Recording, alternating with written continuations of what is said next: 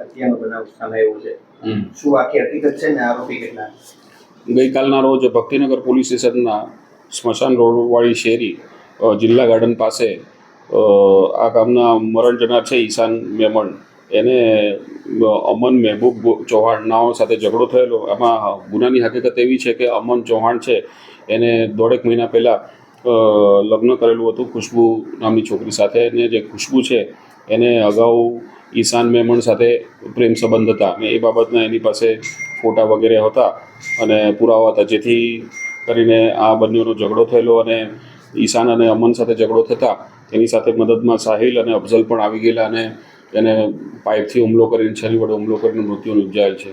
અને આ બાબતે ભક્તિનગર પોલીસ સ્ટેશનમાં 103(1) મુજબનો ગુનો ખૂનનો દાખલ કરેલ છે અને આગળની તપાસ પીઆઈ કરી રહ્યા છે. કેટલા આરોપી? કુલ 3 આરોપી છે.